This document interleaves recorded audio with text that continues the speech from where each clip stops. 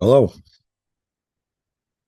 I've been wanting to do a talk about my approach to the tarot and what I get out of it and what I think how it works and what I'm trying to do with it.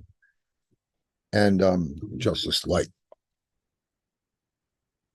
I think it'd be good to go over, so people know where I'm coming from with this. And I've been wanting to do this for a while anyway.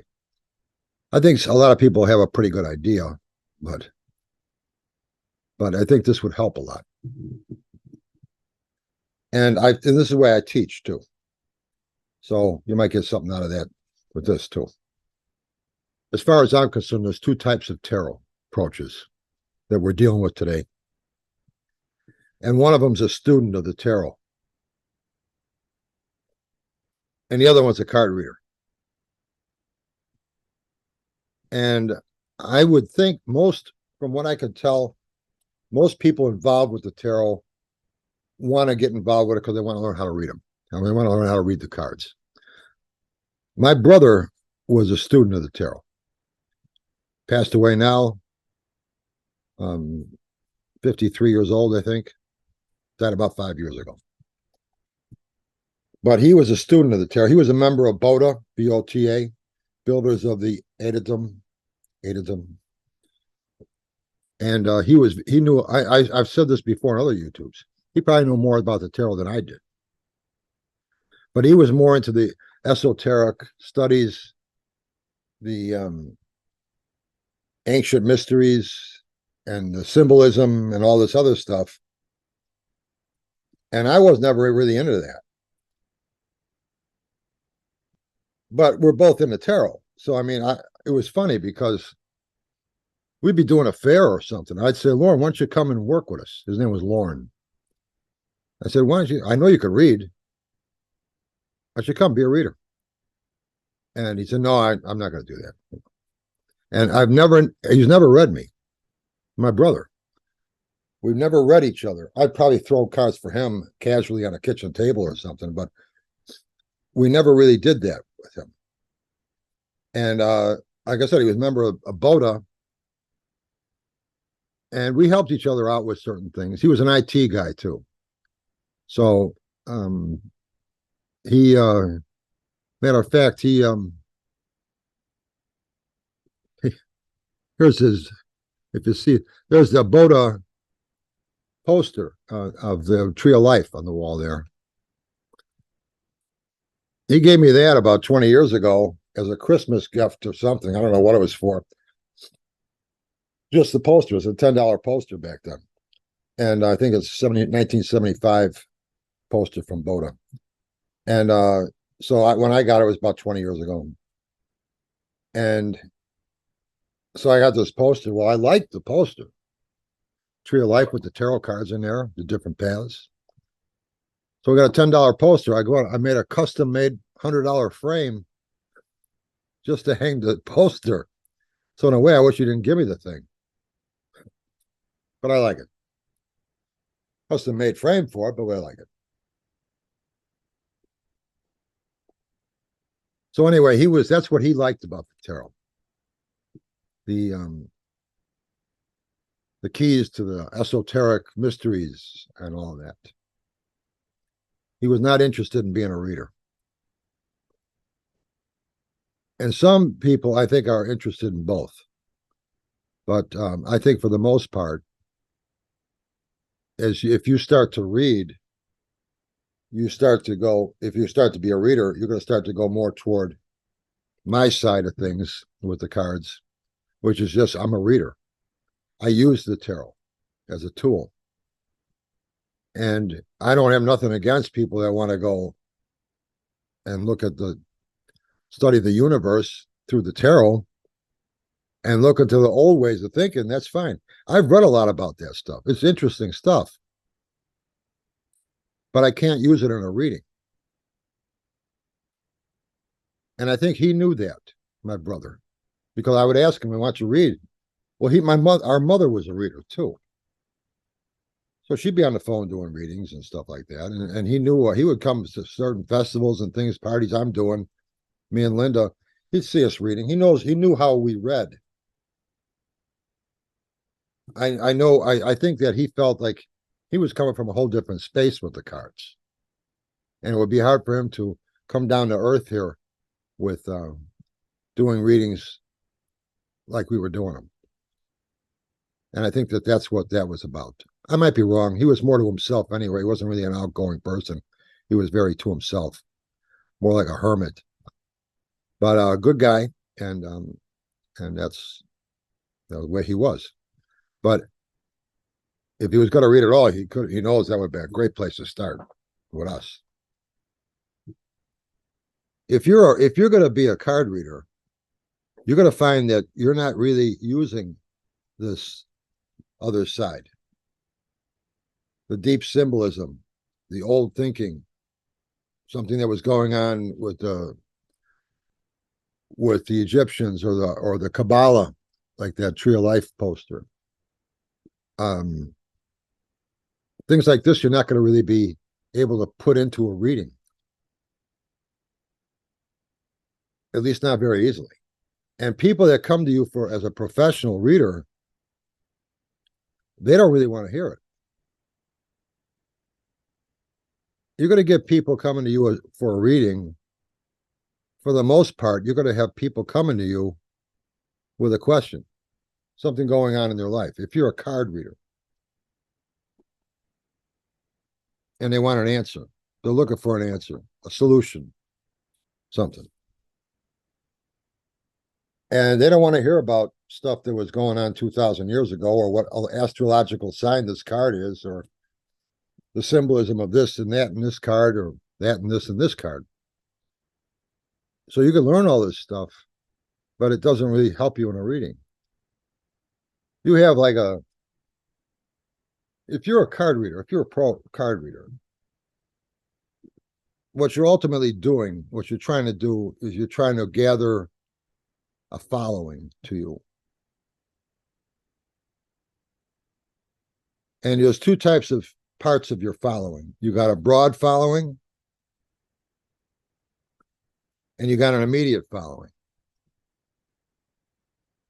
Now, the immediate following are people that have issues going on with them right now. These people are going to be calling you once a week, once every 2 weeks, maybe twice a week, that kind of thing, until this issue is resolved. And they're either seeing you at some store you're working at, or they're calling you on the phone, or both. And that's what immediate following is about. And then you have a broad following, people that you've read, and maybe you help them once or twice through an issue, but right now everything's fine. So if you have maybe 8 people who are immediate followers right now, you have 8 people calling you, just like say once a week, for an hour phone reading. I charge $140. So if I have 8 people calling me once a week for an hour reading each, that's 8 hours of work, $1,120 for that. Now, if I have a week from now, one of those 8, their issue is resolved, they leave. One of my broad following maybe starts to have an issue, and they call me and they come in as to become one of my immediate followings. So now I still have 8. It's just another new person. There's a new person now. Maybe a week later, 2 others leave and a couple more come in.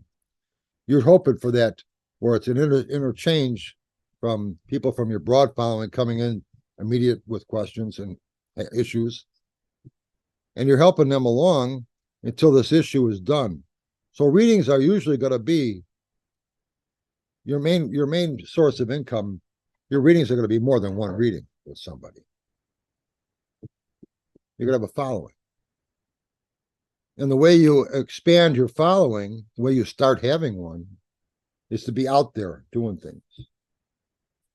You could be doing fairs, working at a new age bookstore, maybe once a week, twice a week, as a house reader.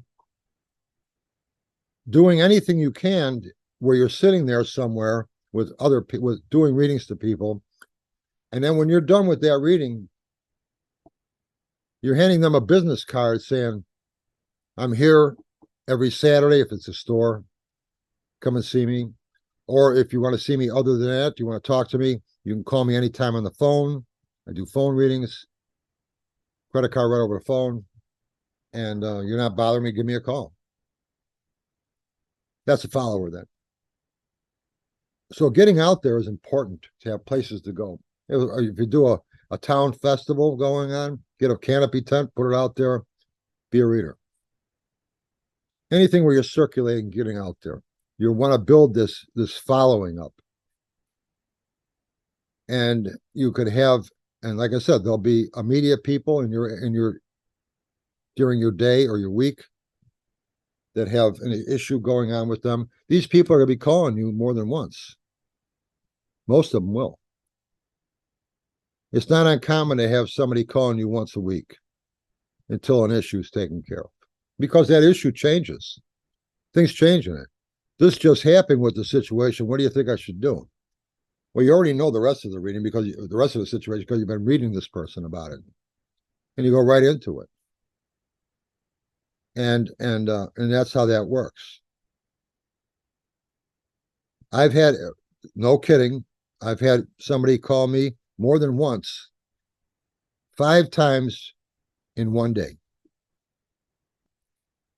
with an issue, because the situation that we're talking about kept changing by the hour. And they would call me and say, well, what do you think I should do here? This just happened. What do you think? Those kind of things are going to happen.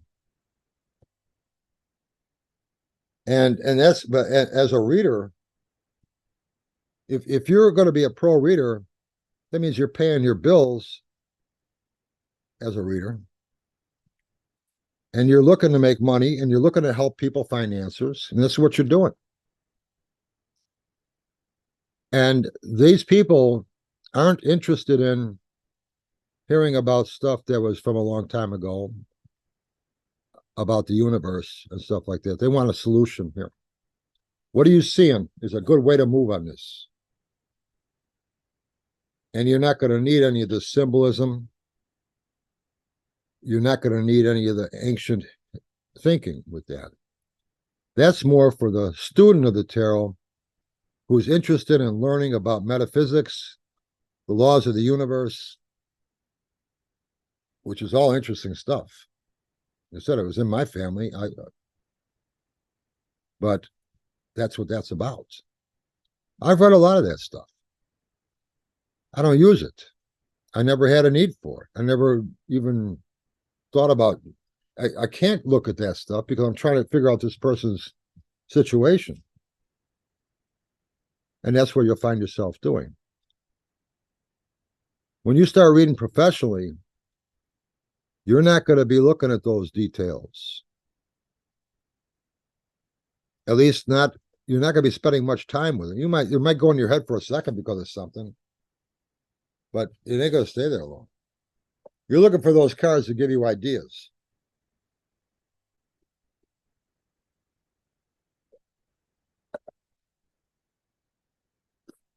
And you have to find, and you have a times period too. If you're working a store, and I'm mentioning these things because I want to try to give you an idea of the world you're in with this kind of a thing. So right now, if you're just thinking about starting out, you're reading about, you're not really guided on what's important to look into.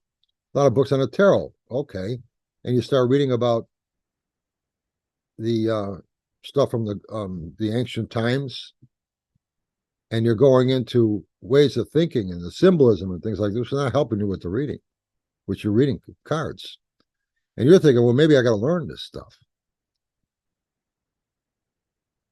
No, you don't use it. You're looking for a way to make those cards show you ideas in everyday life.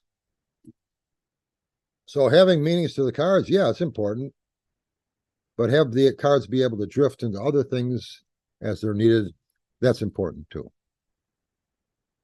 Is the symbolism really a thing there? No. To show you how much I use the symbolism, I 20 years ago or so, I was painting the major arcana of the Rider-Waite deck. I think I was making them like 10 by 12s or whatever on canvas.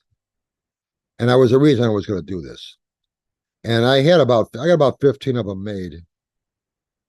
And they're up in the attic. I should bring them down sometime and show you what they look like. Maybe I will. But I was doing the devil on the Rider-Waite deck. I've been using that deck for a long time. I know a lot about it. And I'm painting the devil, and he's got his hand out like this in that card. And I'm painting his hand, and the lines in his hand are not regular lines you would see in a hand. And I'm thinking, well, whoever did these lines in his hand didn't do them right. So I started making regular lines that you would find in a person's hand in there. And then I found out that he's got the Saturn, he's got the sign of Saturn in his hand, and that's what was in there. Is that important for me to know? I've never needed to know that. Never thought about looking at that. I've used the deck professionally at that point for 10 years or whatever. Never had a clue. And I've known the deck for many years, never really cared. I never heard about that.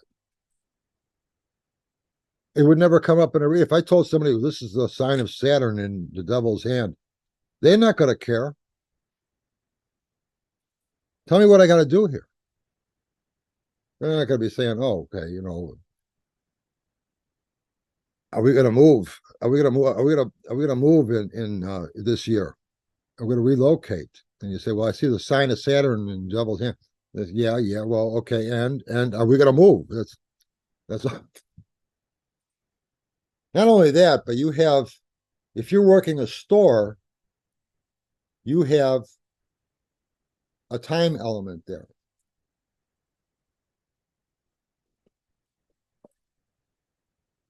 If you're doing a phone reading at home and you're sitting there and the phone rings and you're just sitting in the front room and the person wants a half an hour reading, well, if you go 5 minutes over or something, who cares? You're just sitting there. If you're working in a store, you got a 12 o'clock reading, half an hour, you got a 12:30, half an hour, and you got a 1 o'clock, half an hour lined up. You take that 12 o'clock person, you got to bring them into your room, go out there and get them. You got to bring them back to your room, sit them down, throw some cards on the table, read them, pick up the cards, bring them back out to the counter, to the front again at 12:30. They got to be back out there because at 12:30, you got to grab the next person that's waiting for you to come back and do the same thing we just did with that first person. And I got to do the same thing with them. And because at 1 o'clock, I got to have them, I'm going to bring that person back out into the lobby and call in the next person. So I got a 1 o'clock appointment. If you fall behind, everybody's waiting. Stores don't like that. Stores don't like that. And you're going to do your clients. Yeah. So you really have about a 25 to 20-minute reading with somebody if it's a 30-minute reading. You got to keep that in mind. One reader, when we were first starting out, used to always say to us, he says, keep your watch wound. And what he was meaning by that, back then, there was an old saying where back when you used to have to wind your watches. And so you got to keep track of that time. You got to watch that clock. And you got to know how to end that reading. Person's happy, go out and get another person. Not only that, but and owners of stores watch that like a hawk, because you got people coming up to the counter and saying, "I got a reading. It was supposed to be 10 minutes ago. Where's Vince?" Well, then I got to explain he's running late and all this. They don't want to do that. And so they watched it. They want you to try to keep on time with these readings. And if you're always running late, they're probably not going to invite you back after a while. So it's a factor. To be a successful reader, that's a factor you have to keep in mind.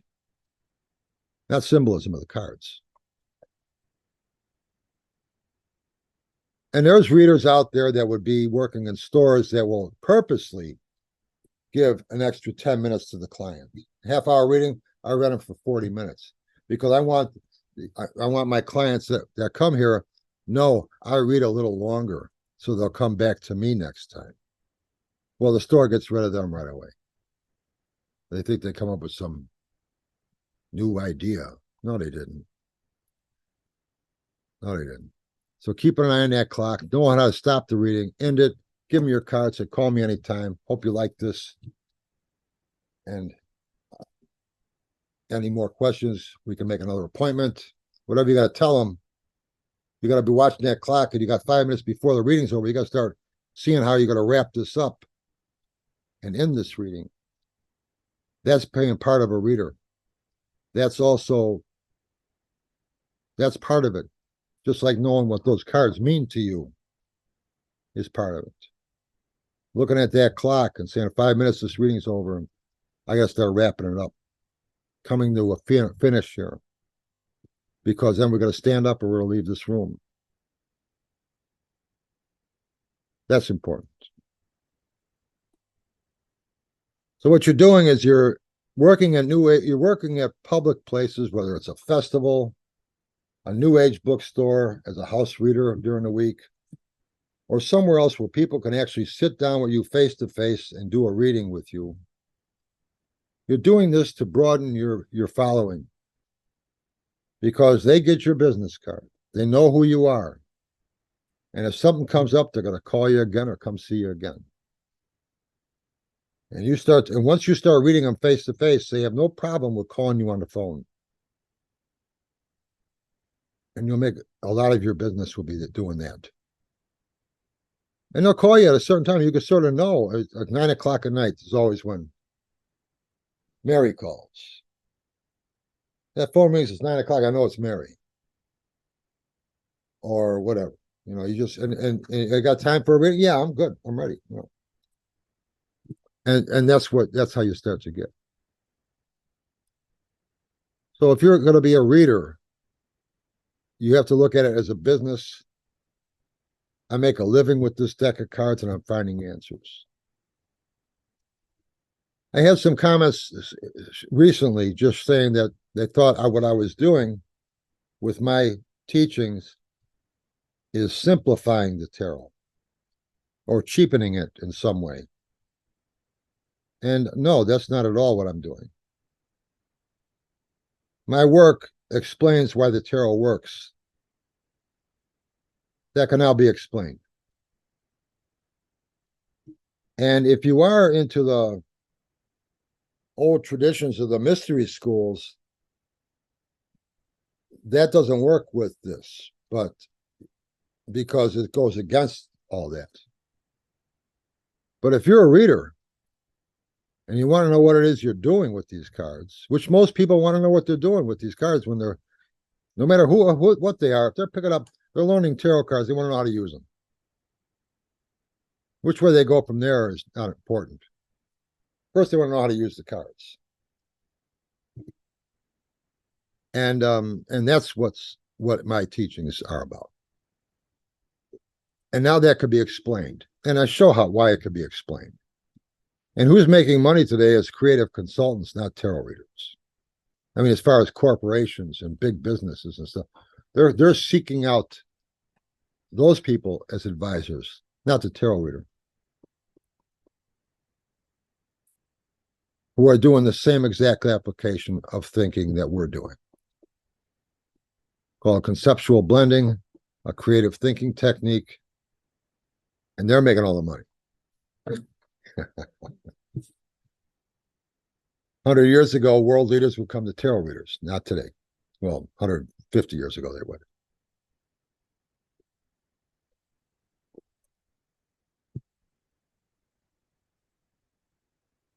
So I try to explain it, and I think that's what I'm doing is I'm explaining for the first time why this system is so effective. I could have a question I don't have an answer to, and I can apply a tarot reading and find an answer I would have never thought of before. That's the value these cards have. But it has nothing to do with the old thinking, the old esoteric mystery schools, unlocking any mysteries or secrets of nothing. Nothing to do with it. And yeah, as far as I'm concerned, you want to unlock those doors, you're going to find those rooms are empty anyway. But that's my opinion. I have friends of mine, Lynn and I do, other readers. We know a lot of readers. And a lot of them keep that stuff in their pocket as they read. They might not use any of it during the readings, but they think it's important for some reason. And they're friends of ours, and they know I read differently than them, and I know they read differently than me. It doesn't make any difference. We don't care. We're still friends. So they don't think of me as insulting them in some way because I read differently than them. I'm not, and they know that. And I don't take anything personally either. And it's just the way we are. And they're successful readers. I'm a successful reader. It works. So is there still mystery in the tarot with my thinking? Yes, there's a lot of mystery in the tarot. The mystery, though, is not in the cards. It's in the application. And really what it comes down to being, the mystery is in the mind. That's something we still don't know anything about yet. It's this psychic awareness that can happen to us, whether you're reading tarot cards or you're doing something else. Lots of us will have premonitions, or maybe we'll see something that's not there. Or go somewhere and know something. We don't know why we know this. So now we can understand or witness in some way a different time, an event, a situation, and know that I just saw that or understand that now. And I don't know why I know that. That's still there. That was there all along, whether you're using tarot cards or not. The one thing I will say is if you're reading tarot cards, you're opening up that side of the mind to let that stuff in more than if you didn't read tarot cards. I feel that the imagination, using your imagination, the right brain, is also where your psychic awareness lies. So the more you use it, the more you're going to have those things coming to you. And I've had them, I've always had them. Before tarot cards, I've had them. But I was raised with that. My mother was a Rosicrucian, and my brother, like I say, was just raised with it. Their friends were psychics. So I was lucky with that. I was raised with it. But I got to say that, I mean, there was times where I wonder, am I just imagining this? I saw something. Or I know something. Why do I know it? Or I dreamed something. Or have an out of body. And I can't, and it's about something that couldn't have possibly come from my mind without having that awareness of psychic awareness to it. What's that about? That's the mystery. And the tarot cards will spark that feeling out of you. You're going to know, you're going to see it in the cards. You can see anything you want in those cards. You're going to see your premonition in those cards. Bam, bam, bam, bam. Sometimes you won't. Sometimes you will. I would say most of my readings are imaginative ideas, innovative ideas, with a spice. I like to say that psychic awareness is like spice to a stew. A little bit goes a long way. You don't have to have much in that reading. One card, one position, something sparks you. And that's all you need. That goes a long way in a reading. So that's where we need to understand what's important. How can I know this or that about a time that hasn't happened yet? Shows you how little we know about the mind. I got this gray mass in my skull that the mind uses. But what is the mind? We don't know.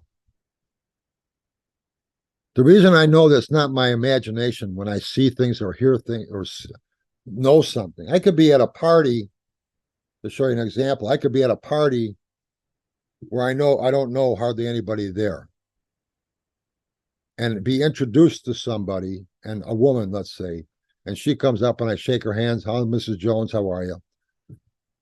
And I know that over there in the corner, way over there in that group of guys, that one guy with the gray sport jacket on, that's her husband.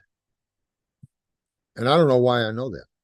And does it make any difference? No, it doesn't make any difference. Who cares? I'll see him later on in the party. It doesn't make any difference. Why do I know that? Or being at maybe I'm going to go see another example I use. I'm going to go see a talk somewhere, and I'm 2 hours early. I'm in a town next to the town where the talk is at, and I'm at a Denny's restaurant having dinner, 6 o'clock, and I got 2 hours before the talk, and I know this place is packed, and I know that booth over there with that woman and guy in that booth, I know that they're going to go to the same talk I'm going to go to here. I know they're going. I could walk up to their table and say, you're going to go to the talk on mythology, aren't you? Down next town over. They would say, oh, how do you know that? I don't bother. I don't let them eat their lunch. Who cares? They know they're going there. I don't need to do that. Leave them alone. So what I'm trying to get at is the things that I know have no meaning to them. I'm witnessing stuff. If the things I was finding out were some prophecy that was affecting me in some way, I would probably think in my mind, I knew this all along. In the back of my mind, it's just coming out now because subconsciously I'm looking for answers. But the stuff I see isn't important. But I know it's there. I know I'm seeing something in the future that's going to happen. Or I'm seeing something that happened in the past. Or I'm seeing a spirit. I know that. Have any meaning? Are there some force trying to direct something my way? No, it's just I'm seeing it. For some reason, this vehicle I'm in right now is more sensitive to pick that up. The conditions are right, and I'm tuned into it, and I'm witnessing it. That's all it is. And I know as somebody who's had premonitions and awareness, and my levels have been up and down with that. I do know that you as a person will go through times in your life when you're more grounded and not getting much of that. And other times in your life when you're way up there and you're very sensitive to things. And that has to do with you, not what's around you, not the environment around me. It has to do with what's going on in your life, where your mind's at. That's what's causing that. I know that. So we got a lot to learn? Yeah, we do. But is it a deck of cards? I don't think the cards have any power to them. And in order for us to understand more about the mind or the psychic awareness that the cards seem to bring out, we need to stop looking at the cards and start looking at ourselves to find answers, because we haven't found any answers in centuries now, other than the cards are shuffling themselves and The spirit guides are helping me with this and that. No, that's an unintentional misdirection. And the more I'm looking over here where there's nothing there, unlocking this door to a room that's empty, the more I'm looking at that, the less time I'm spending looking at something that might find me an answer. So let's start looking other places.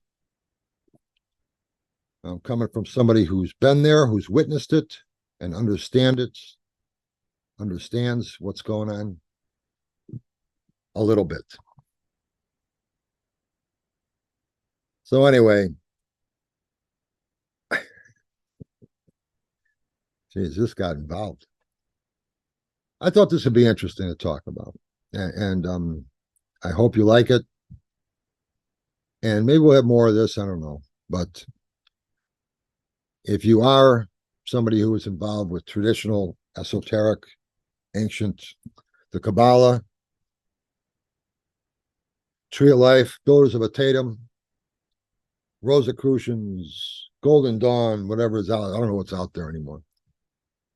And you're learning all this wonderful stuff. That's great. If it's interesting to you, I think it's interesting. I've been involved with it. I have stuff here that's from that. I enjoy reading about it. But as far as being a reader, does it help me? Not at all. So if you want to be somebody who studies the esoteric thinking about the universe and our place in it, that's fine. You want to read tarot cards for a living, you're going in another whole direction. You're going in the direction that I went to. And you're not going to need that stuff if you are. And you're not going to have time to use it. And people aren't going to want to hear it. They're going to want to know. Answer my question here. Find me an answer. And you'll make a living at it.